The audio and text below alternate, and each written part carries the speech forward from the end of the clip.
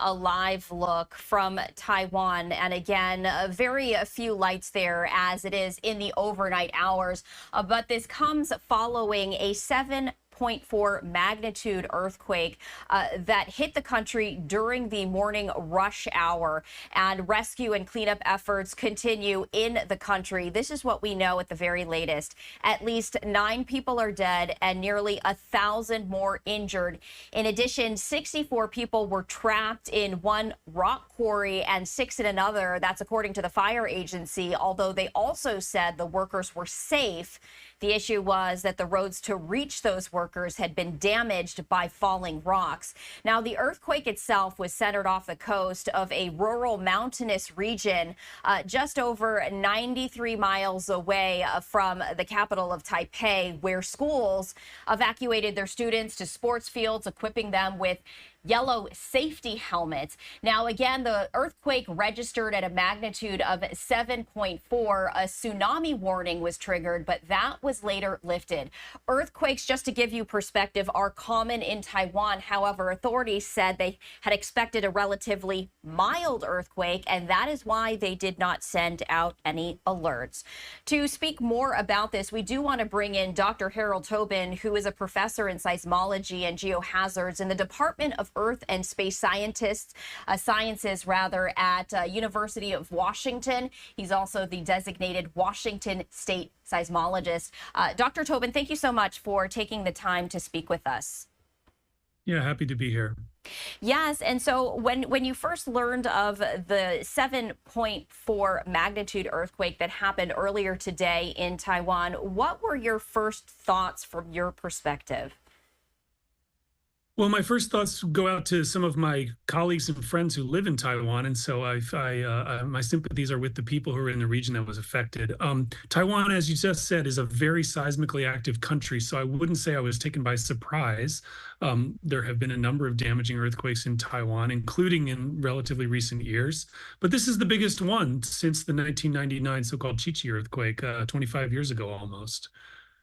And what really struck me, and again, I'm not an expert, which is why we have you on. However, what the reports were that authorities had expected a relatively mild earthquake, and that's why they made the decision not to send out an alert. When it comes to magnitude, you know, what usually triggers an alert and what does not?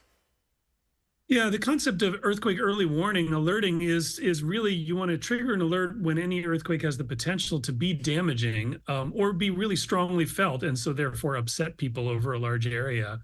I don't know all the details. I have seen images on social media of television stations alerting their audience while the things were going on before the shaking began. So it seems to me that the earthquake early warning system was activated during the earthquake, certainly for the cities a little further away like Taipei. And looks like it worked as it's supposed to work. But you know, this earthquake may have been a little bit larger magnitude than what was deemed as the likely largest for this particular spot and fault zone.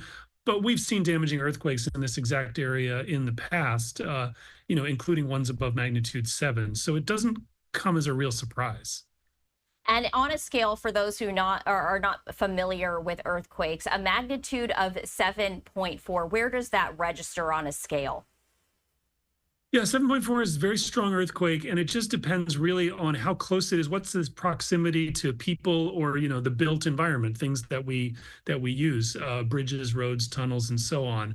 7.4 is larger than some of the recent earthquakes we've seen, or you know, the damaging earthquakes in the U.S., like all the way back in 1994 in Northridge, or the one that struck Anchorage in 2018. So it's comparable in size, a little bit smaller to the earthquake that's struck in Turkey, or the 2 earthquakes that struck in Turkey in 2023.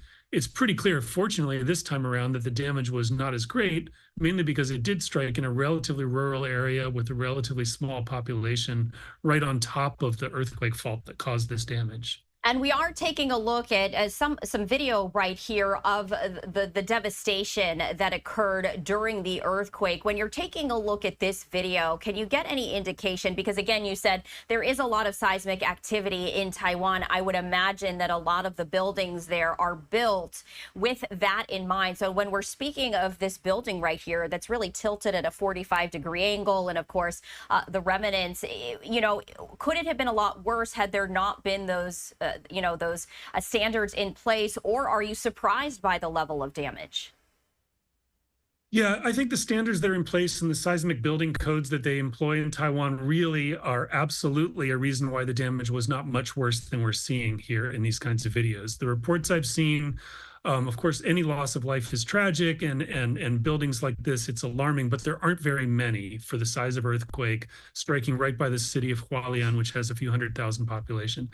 I don't know all the details, but I can say that when you see a building like the one that's on the screen with it's tilted over but not actually collapsed the way we saw a lot of the buildings in Turkey, that implies to me that the building structure is relatively intact, but something happened at the foundation. And often what that means is what we call liquefaction. The soil that the building is built upon literally turns to kind of mush, turns to liquid during the shaking of the earthquake. And that allows the whole building to kind of sink into it and get tilted at these kind of crazy angles without actually collapsing. That's tough to engineer for. It also is possible that the first stories of these buildings collapsed while the rest remained intact, but it kind of looks like liquefaction damage to me. Other people who are actually studying it will have the authoritative answer on that one. And I think the next question on a lot of people's minds is aftershocks, right? We keep hearing about you have the main earthquake, but then there could always be a series of aftershocks. Is that a concern in this situation? And, how do you monitor them and just make sure that people remain as safe as possible? Yeah, aftershocks are absolutely a concern. In fact, there's already been at least 30 or more larger than magnitude 4 since the 7.4 occurred. The largest aftershock was just 13 minutes, I think, after the main earthquake at 6.4, also a fairly large earthquake. This is a very, very typical pattern for aftershocks. They're frequent right after the earthquake, and then over some time, they kind of tail away. It's important to say that aftershocks don't just keep getting smaller. They can possibly, you can have different sizes. A larger aftershock is still very much possible. And in fact, will be possible for weeks, months, even potentially years to come. Aftershocks can continue. Usually they're smaller than the main earthquake. There's always a few percent chance that any earthquake will be followed by an aftershock that's even larger. And they have to be on guard for that. So it's really the same things. They have to quickly evaluate structures that may have been damaged, because a compromised building would then, potentially collapse, or worse, have bad things happen during an aftershock. I'm sure that's happening right now in Taiwan with civil authorities. And people need to be aware of the potential for aftershocks, not enter damaged structures, stay away, be mindful of where they are relative to things that could fall, landslide hazards, and so on. Is there anything that really struck you as unusual in terms of this particular earthquake, or really it's one of those earthquakes that Taiwan has seen? And again, the magnitude is certainly much larger than recent earthquakes, but anything that is unusual in this particular instance?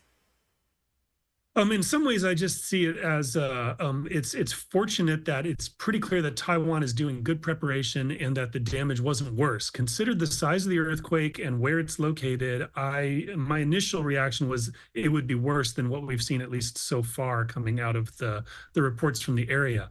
I think you can ascribe that to really good preparation at all levels in Taiwan that are going on.